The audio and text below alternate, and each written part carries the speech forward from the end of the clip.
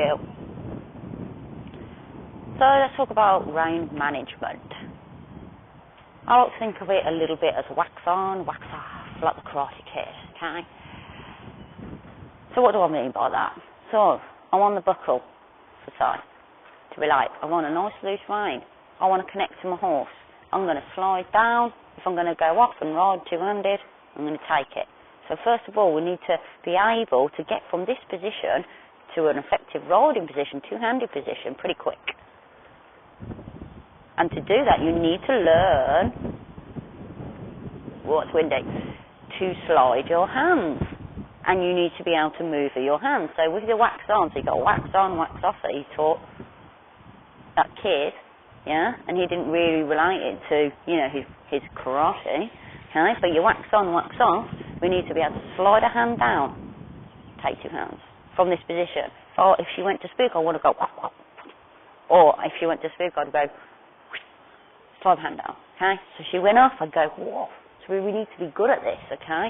So we need to practice it. We need to get, are we connected? Are we connected? Where's her ears? There's her ears.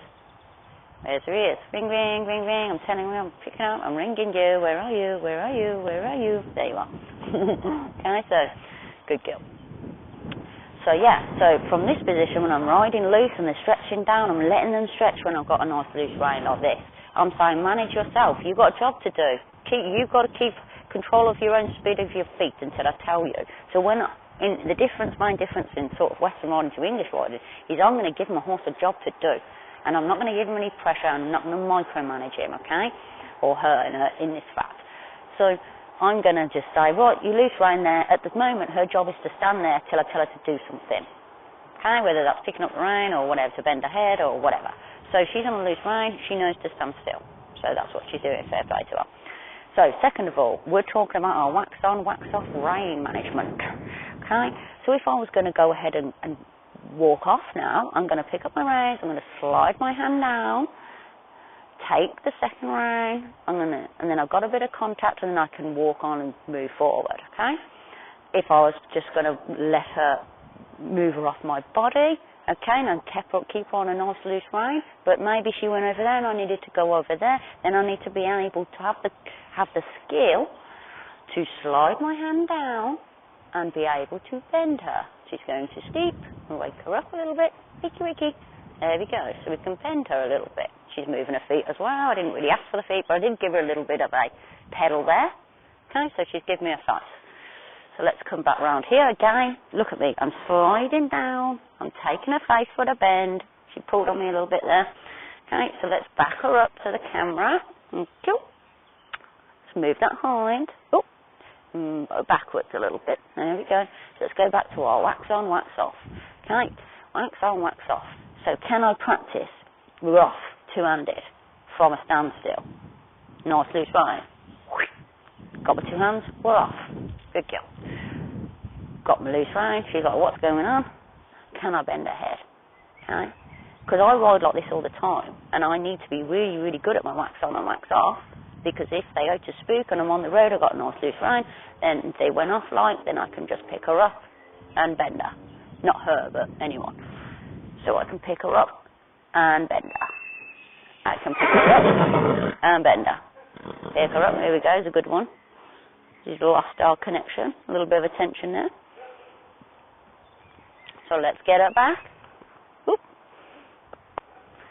So yeah, so that's what I'm saying, we need to get good at this. And I think people, you know, it's so simple, people don't do it, so then all of a sudden they're in trouble, they're on a hack, the horse bolts off. And because their rein management isn't very good, or spooks and have to bow off, but you know, you need to be able to, from this relaxed position, to be able to get into an active position quickly, okay?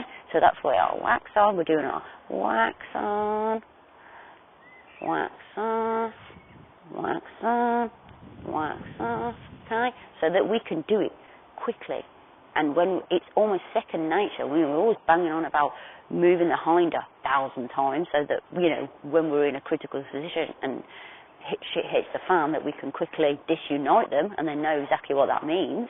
But we need to be able to do it just as quick as them, and we need to do it like it's second nature, okay? So I was in a good, we were doing a lesson yesterday, and sort of an advanced riding lesson, a Western one, we were going one-handed, and I said, instead of, taking the two-handed all the time and fixing them and then going back into your one-handed, what you need to do is you want to be riding them one-handed on your loose rein, and then if you need to micromanage or fix something, then don't go back to goo with your two hands, just use your free hands. Okay, so I'm right-handed, so I would, whatever, if I was doing split reins, but then I know to go, oh, well, your head's over there, I need you there, and then I leave them alone.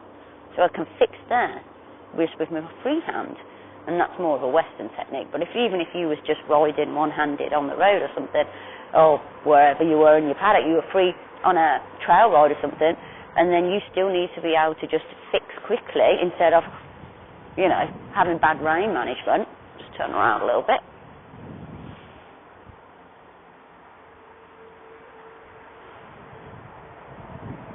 Well, we need to be able to do it quickly, but we need to practice it, okay?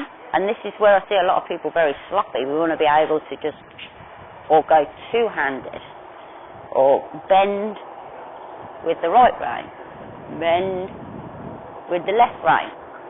And we want that good, because basically with this technique or the reins, how we're managing the reins, what we're actually doing is, I like to think of my reins like a telephone wire to my horse. So when I pick up on it, I'm making a connection to my horse, okay? And the looser I go, okay, I still need to, if she her mind wanders, like she's looking over there, there we go, you have to lift that rein, she come back, didn't she? Got to check where those ears are all the time. She was going to look over there because the pony just whinnied at her, and then I just went, oh, I'm just going to pick this rein up. There's my ring, where are you? There you are. Okay, so I'm if the mind wanders and you're on a little bit of a loose rein because you're not micromanaging her or them, then I can just pick it up. I want them to be so subtle that when I do pick up, there we go, I get a response. So when I'm ringing them, they pick up the phone straight away, like that. She just went like that, didn't she? So when I pick up the phone, I want that response. Look at her ears, come straight to me.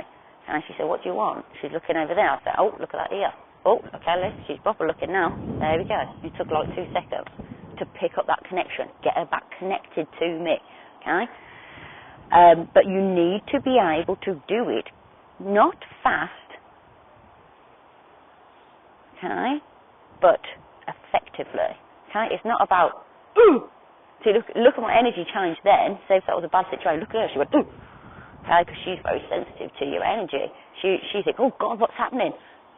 And maybe I was just trying to avert a situation from happening, but because I got scared about it and I went quickly to grab her, my energy changed, and she went, ooh, and then I could have caused her to spook. That's why it needs to be really good, but like effective, like it's just second nature. You wax on, wax off, wax on, huh, wax off, huh.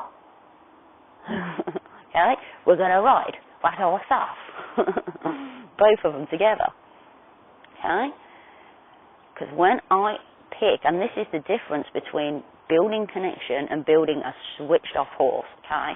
I want my horses connected to me, so I want them soft. If I got heavy on this, they'd lean on it, they wouldn't want to connect to me because I'm going to be too heavy, and then they'll shut off from the connection at all, okay? Like she's already been a bit nosy over there, because whatever they're doing, but look how quickly she comes back, because I offer a soft feel, a soft connection. I'm asking her to connect to me through the rein. That's why I really need this to be a clear indication of what I'm trying to communicate to her in a connective and a productive way, a horsemanship way, horsewomanship way if you want, without being sexist. Okay, look how soft I am. Everything means something, but I'm also giving her 1 or 2 seconds for it to, like we talked about on the other video, for me to be able to have that thought in my head, for me then to put it into action, for her then to feel it, for then her to put it in her head and make her reaction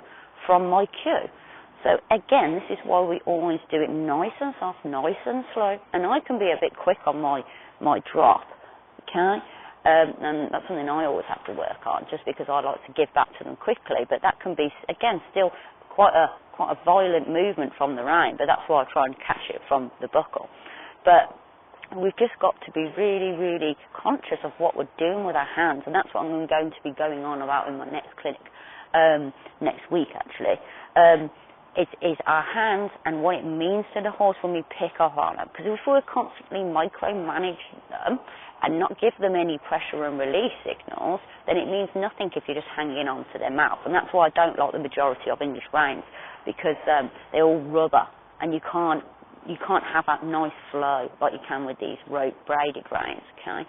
I can just literally slide my hand down really nice and not be you know, like with the rubber, look at the bow saw, on her face, okay? I want a nice clean connection. I'll pick up, I'll have that feel, I know I am tipping that bow saw like that. Could be the bit in their mouth, okay? If you had a bit in your mouth, I'm sure you'd appreciate that feel instead of grabbing all the time or hanging on.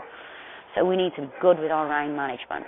So that's a nice thing to sort of just be conscious of, because I'm going to be working people hard on this next week and really making them think about what they're doing with their hands. I mean, we already did our video of, you know, being unproductive down here and dropping our shoulders, but this is just a simple one of things we have in our hands all the time when we ride, and a lot of people don't really know how to use them because no one's bothered telling them properly or teaching them properly, okay, because it seems to be quite ignored.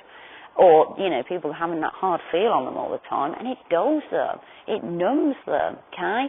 And I've got a real nice soft connective feel there, but most people have got a real pulley feel, and if I pulled her, okay, if I kept that contact on her all the time, she's got nowhere to go. Like, she's saying, Nikki, what do you want? I'm doing what you tell me to do, I've got no release, and look at her fighting already, yeah? And that's why so many horses, I struggle to teach the backup at my clinics, because the horses are so used to leaning on the bit, they're dead to the mouth and the hands. It's horrible.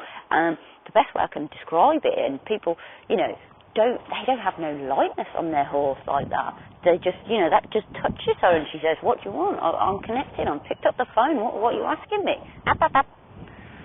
Well, you know, if you want a nice light horse, you've got to have nice light signals. The heavier you get, the heavier horse is going to get, okay? And like I say, it's so hard to just teach a simple thing like the backup on some of these English horses, because they're so used to being micromanaged and held on that bit. They've learned to lean on the bit, and they have no clue what this signals mean, apart from running through, you know, just leaning into the bridle. And it's really hard to... She's leaning there. That's a good example, Pacey. Thank you, thank you, thank you, thank you. And that's why we need to be soft with our hands and understand what we're doing and what we're doing to the horse when we're not soft with our hands. So yeah, wax on, wax off. Wax on, we're off. Wax on, ooh, soft connection.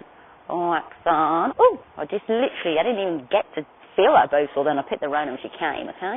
But she's nice and sensitive, aren't you? You're a proper open horse. But yeah, I hope that helps some people and maybe plants a seed in your head to maybe manage your hands a little bit better and do your wax on, wax off with your reins. Have a little play. It might encourage more people to buy some rope reins. There's no crime in that. You can always put your normal reins on to show in your shows, but I always train these, always. Got a better feel in them. Food for thought.